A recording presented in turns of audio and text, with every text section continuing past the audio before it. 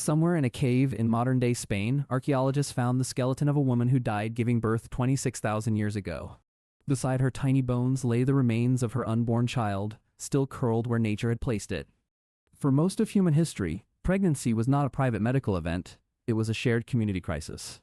You might assume ancient women faced pregnancy alone, frightened, and ignorant of their own bodies. That assumption is almost completely wrong, and the truth is far stranger and more impressive. Long before hospitals, before doctors, and before modern medicine, women had built entire systems of knowledge around childbirth. Some of these systems were so effective that modern researchers are only now rediscovering why they worked. By the end of this video, you will understand how ancient women tracked their pregnancies without calendars. You will learn what ancient midwives actually did, and why their methods still show up in hospitals today. And you will discover a forgotten birthing position that modern obstetricians are now begging women to return to. This is the real story of how our ancestors survived the most dangerous biological event a human can go through. Pregnancy and childbirth were, for most of human history, the leading cause of death for young women. Anthropologists estimate that in many prehistoric populations, 1 in every 10 to 20 births ended in the mother's death. That number sounds horrifying today, but it explains almost everything about how ancient societies were structured. Modern researchers studying isolated hunter-gatherer groups have uncovered practices that stretch back tens of thousands of years. Later in this video, I will explain why ancient women almost never gave birth lying on their backs. I will also explain why grandmothers may have been the single most important survival tool our species ever developed. And I will show you why some ancient birth rituals were not superstition at all, but early risk management. Let's start with a common myth. The idea that ancient women simply endured pregnancy in silent ignorance. In reality, women in hunter-gatherer societies tracked their cycles using something remarkably simple: the phases of the moon. Researchers studying the Himba people of Namibia found detailed oral knowledge passed from mother to daughter about fertile timing. This knowledge was not written down, because writing did not exist for most of human history. Instead, it was memorized, sung, or embedded into stories that made the information impossible to forget. Anthropologists call this method of teaching an oral tradition, a system of preserving knowledge through repeated spoken transmission. Without oral tradition, an ancient woman would have no way to pass survival knowledge to the next generation. Imagine a young girl sitting beside her grandmother near a fire, listening to a story about a difficult birth. The story is not just entertainment, it contains hidden instructions about which plants ease labor pain. Every detail, every character, and every warning in that story serves a practical survival purpose. This is how medical knowledge survived for thousands of years before a single hospital ever existed. But here is what most people do not realize: ancient birth knowledge was often more advanced than we assume. Archaeologists studying Neolithic burial sites have found tools that appear specifically designed to assist during difficult labor. In several Bronze Age graves, researchers uncovered smooth stones believed to have been used for abdominal massage. Modern midwives still use similar techniques today, called external version, to help turn a poorly positioned baby. This suggests ancient women understood fetal positioning long before anyone had a scientific name for it.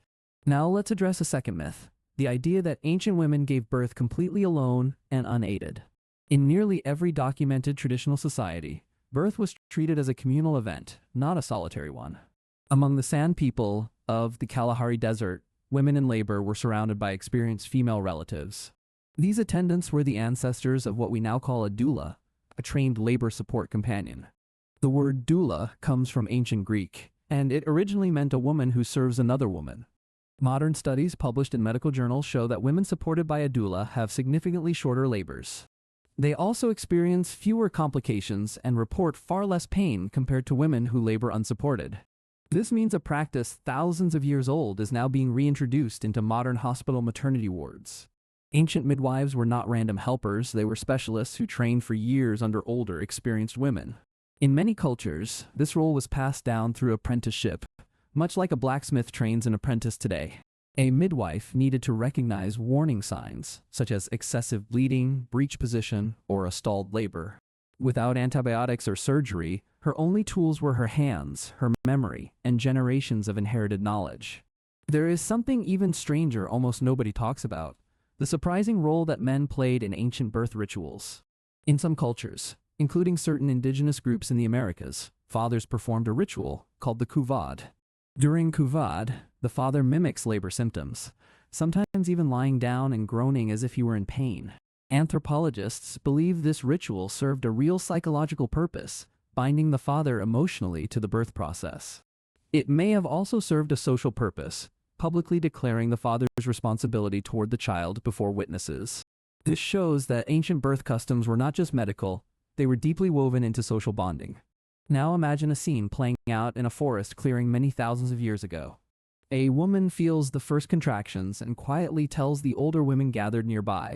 They immediately begin preparing a space away from the main camp, using leaves and soft bark. An older woman, perhaps her mother or an experienced midwife, checks the position of the baby by touch. The woman in labor is encouraged to walk, squat, and move freely, never told to lie flat and still. This detail matters more than people realize, and it leads us directly into our next major myth. Many people assume women throughout history gave birth lying flat on their backs, just like in modern hospital dramas. Historians and anthropologists have found this assumption is almost entirely a modern invention, not an ancient practice. In the vast majority of traditional societies studied, women gave birth upright, squatting, kneeling, or supported by ropes. This position uses gravity to assist the baby's descent and can shorten the pushing stage of labor significantly.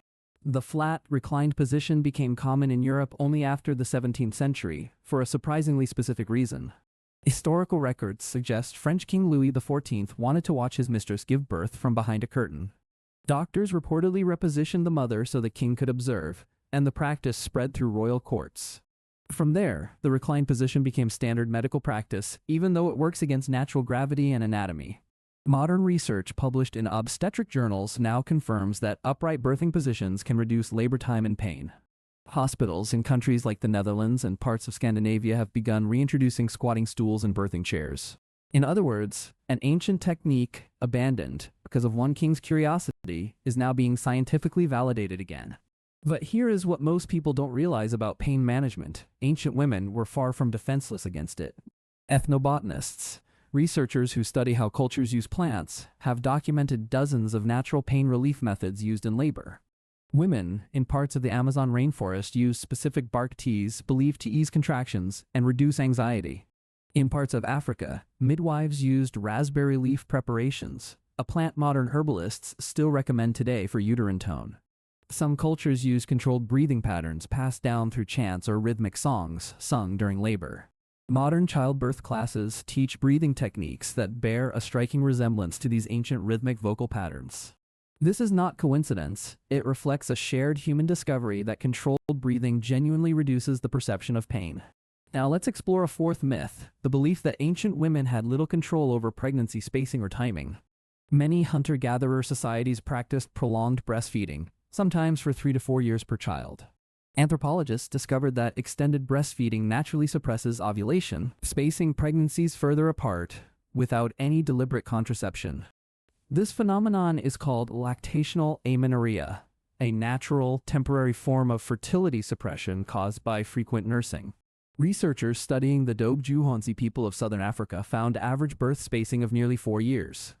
This spacing was not accidental, it reflected an evolved biological mechanism finely tuned to nomadic, resource-scarce lifestyles.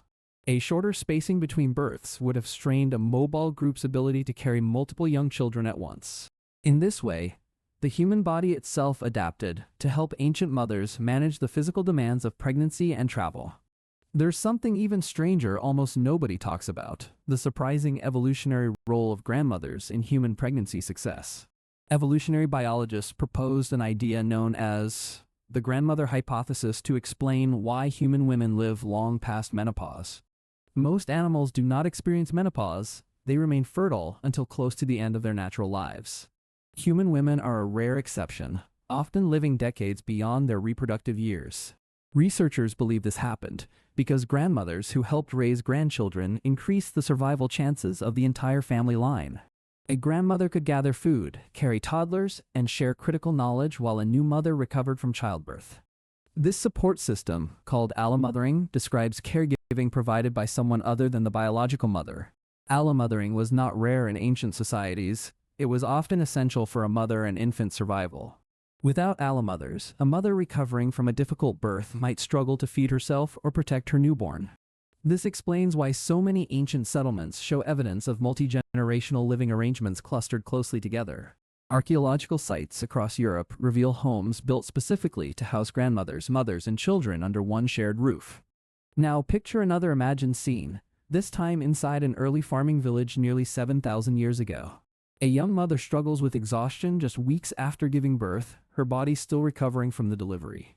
Her own mother arrives each morning, carrying water, grinding grain, and holding the newborn so the mother can rest. Without this help, both the mother and infant would face a dramatically higher risk of illness or starvation. This quiet, unrecorded daily support may be one of the most underappreciated survival systems in human history. Let's move to our fifth major myth, the idea that fertility and pregnancy were treated as purely biological events. In nearly every ancient culture studied, pregnancy was wrapped in ritual, symbolism, and spiritual meaning. Archaeologists have uncovered thousands of small carved figures known as Venus figurines, some dating back over 25,000 years. Many of these figures emphasize wide hips, rounded bellies, and full breasts, traits associated with fertility and successful childbirth. Researchers debate their exact purpose, but many believe they were used in rituals meant to protect pregnant women. In several Neolithic cultures, archaeologists found figurines placed near hearths, suggesting a household protective function during pregnancy. This tells us ancient people understood something we often forget today, that fear and anxiety directly affect physical health.